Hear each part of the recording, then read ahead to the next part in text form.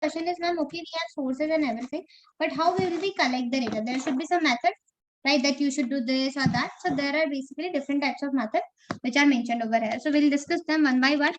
So every method, basically, see, you cannot use each and every method in one go, right?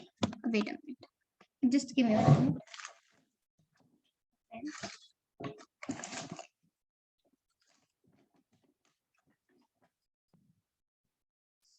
Okay. So basically, see, for example, in a mathematics, if you need to solve few sums, you should have this addition, subtraction, multiplication, and division, right? So see, addition, for example, I just asked you to like I just gave you one problem. So either you will be using this method, this method, this method, or this method, right? You won't be using everything in one go, right? So similarly, we have different methods through which we can collect primary data. So in every method, first of all, we will study suitability. Like this method is suitable for which purpose. Okay. After that, we'll do the merit of this particular method and the demerit for that particular method. So these are the three things we'll be covering for everything, like every method. Clear? Okay. So first of all, definition, then suitability, then merits, and then demerits. Okay, this is one. So coming to first, which is direct personal investigation. As the name suggests, directly personal investigation. So this is a place over there. These are the people. So what I am going to them individually, directly, and I am taking their personal interview. Right? So the direct personal investigation is a method by which data are personally collected by the investigator from the informants. Okay. So over here, I am personally going there. So you can write from here in this method. In this method, data are personally collected by the investigator from the informants. Okay. Now suitability. This method is suitable at what? First, when the field of investigation is limited. Okay, not very large. See, it is not possible to collect data from 1 crore people. But if it is 100 people, I can easily go to them and I can collect data. Right? So if the method, like the field of investigation is not very large, you can go for this method. Second, a greater degree of originality. See, if you want original data, right? So you have to go personally, because if you will take data from somebody else, it is you are not sure that whether you will get original data or not. So a greater degree of originality. So if you need greater degree of originality of the data, then information is to be kept secret. See, if you are going to them personally, you are taking their interview, so information will be in between you and that person. So if you want to keep it a secret, then you should go for this method. Then accuracy of data is great. When you want the accurate data, that is very significance means important. When accuracy of data is very important for you, so at the time also you will go for this method. When direct contact with the informant, you want to direct do the contact with the informant, so then also this method is suitable. Now coming to merits, these are the merits of this method for originality. So this data give you the original data because you are collecting it personally. Second, accuracy. So this data give you the accurate data because you are collecting the data from your by visiting the person personally and one-to-one interaction. So accuracy is there. Accuracy means like out of 100, like 80% or 90% of the data is always correct. Accuracy is basically the correction chance. So that is accuracy. Reliability. See, this is very reliable thing. Why? Because you cannot doubt it, right? Because you are personally going to someone and you are collecting data. When somebody else gave you the data, at that time you can doubt that whether he gave you the correct data or not. But here, reliability means the collected investigation reliable. You can rely on this data. Now, related information. So, see, for example, you went to a person. Over there, there was a question that what is your occupation? So he said, my occupation is this. After that, if you want, you can ask the related information that earlier where you were working, earlier what you was doing. You can ask the other related question, right? But for example, if somebody gave you the data, why he will give you some extra information, right? So related information, when a direct contact with the informant, the investigation may obtain other related information as well. Okay. Next, uniformity. There is a fair degree of uniformity in the data collected by the investigator himself from the environment. It facilitates comparison. So whatever data you are collecting, for example, for these were the 3 villages from where you have to collect data of literacy. From here you collect the data literacy. So now you can easily compare them. Okay, so comparison you can make. And elastic. Elastic means you can easily make a changes. So this method is fairly elastic because of the investigation can make necessary adjustment in the set of the question. You can make, for example, you are collecting the data, so you want data, so you can change the question according to the need. right? Because you are the one who needs the data. So you can change it. So this method is basically elastic. Now demerit, difficult to cover wide area. So it is very difficult. For example, if you want to cover 1 crore people, so it is very difficult to use this method because it's not possible to cover 1 crore people at a time. Next, personal biasness is there. This method is highly prone to personal biasness of the investigator. See, for example, I am collecting the data over here. I want to present the report, so I can be biased. Bias means I can do the inequality or the discrimination. For example, I wanted to collect the data of intelligent people in my class. Okay, this is me. What I did, like this is my favorite student. He is average, right? He is not intelligent. So what I took him as an intelligent person. So over here, biasness can be there because I'm collecting the data. I can do the favoritism part, right? And I can do the biasness over there. Now, costly. This method is very costly, expensive in terms of time, money, and effort. See, more time required because you want to cover so many people, plus time also you need, money also you need, efforts. So this method is costlier or expensive in terms of time, money, efforts, everything. Now, limited coverage. With this method, you cannot cover a large area. You can only just cover the limited area, right? For example, 1 crore people are there. So you can only cover 100 to 200, not more than that, because you are also a human being, right? So these are the demerits of this method. Clear? Yes, yes. Okay. Now you are not going to copy it, paste like everything, right? Of course, because you can, if you know the points, you can explain the points. So I will tell you what you are going to write. So first of all, you will write first direct personal investigation, then till here. In this method, data are personally collected by the investigator from the informant. Suitability, you are going to write each and everything. Okay. And for merits and demerits, I'll tell you what you have to write. Okay, just write these 2 points, then we'll start.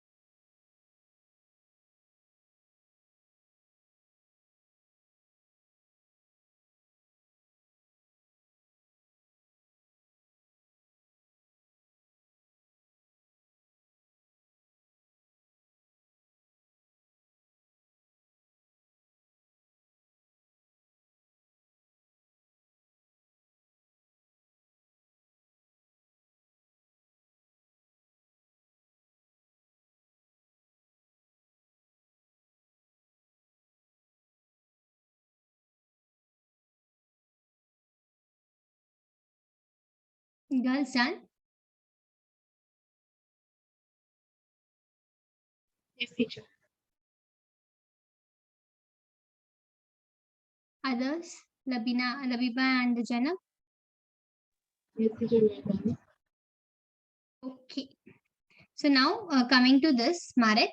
So first of all, you will write this originality, this, and then you can write data have high degree of originality, accuracy, right? When data are fairly accurate, reliability. Because the information is collected by the investigator here, reliability of data is not doubted. You have to write an entire thing. You can even for first and second, you can write the point. I hope you can explain it. But if you feel like that you need to write the entire explanation, you can go for it. Now, related information. The investigator may obtain other related information through this method. Through this method. Okay. Informality, there is a high degree of informality. Uniformity in the data collected by the investigation from the informator, it facilitates comparison. It facilitates comparison. Elastic, this method, because the investigator can make necessary. Elastic, this method is fairly elastic because you can write elastic, then you can write from here because the investigator can always make necessary adjustment in a set of questions. Clear? Yes, yes. Okay. First write these 3 points and after that I'll scroll down.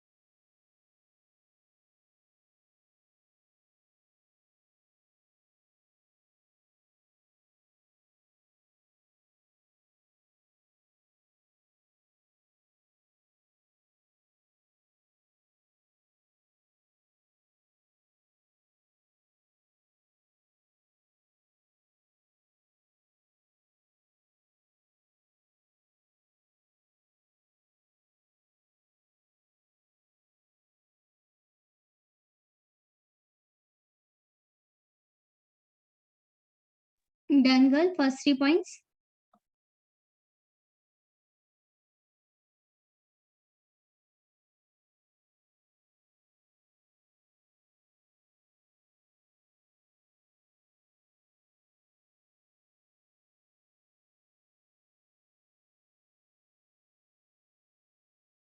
Done.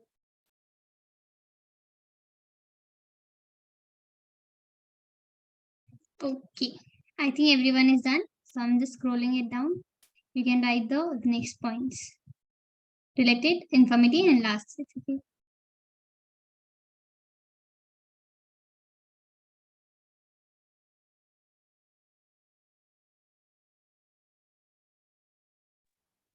Done.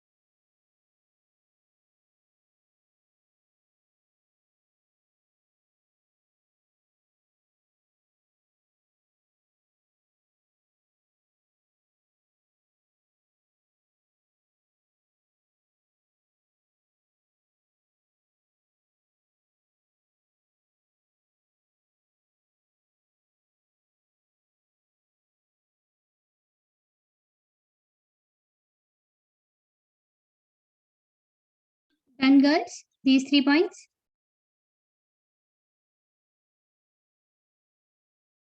Yes, teacher. Okay. Now you will write demerits. Okay. So demerits first is difficult to cover the wide area. Okay. The first point you don't no need to write the explanation. Personal bias you have to write. Okay. Costly you have to write. Limited coverage.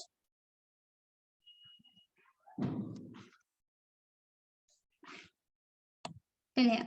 Okay.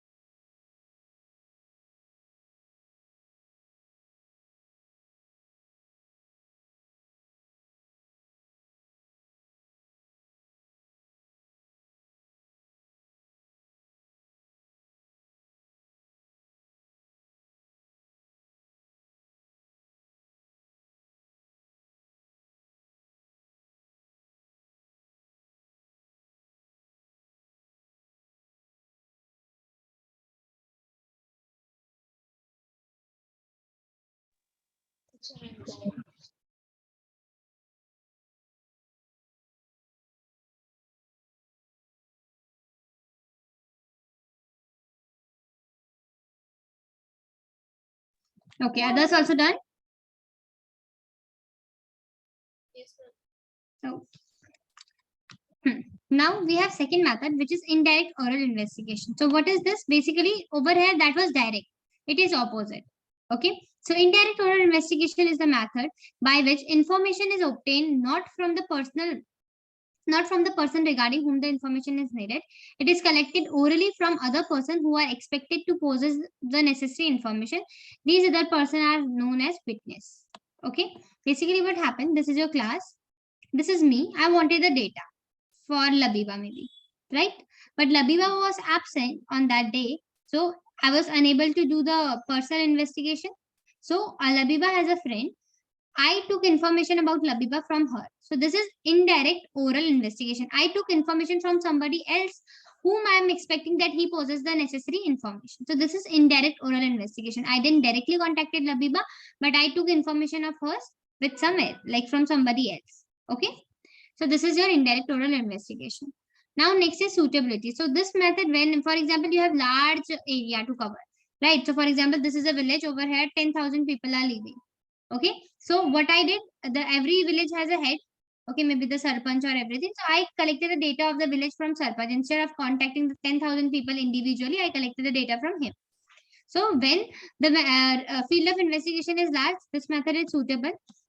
Second, it is not possible that a direct see right now in Labiba's case, I have only one Labiba, right? But it was unable for me. It was not possible to contact her, so that's why I took help of her friend. So when it is not possible to have direct contact with the concerned informant, then also we will use this method.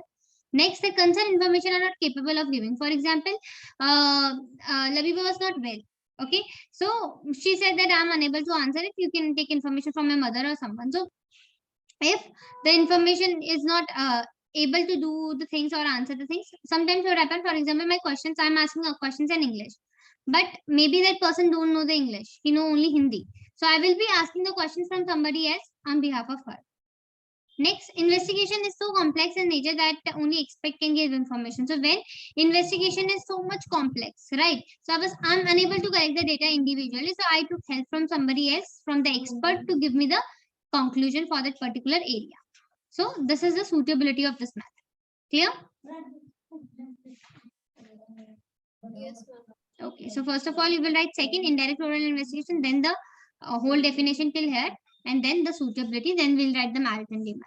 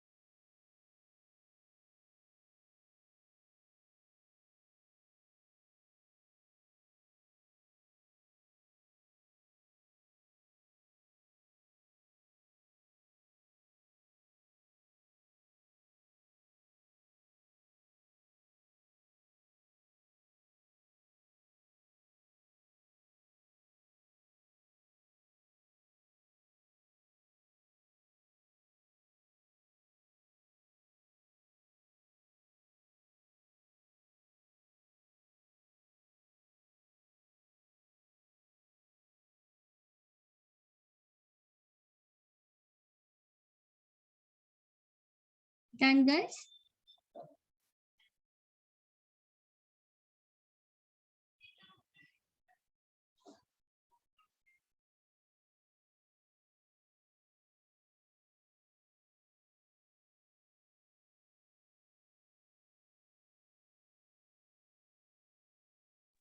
Yes, teacher.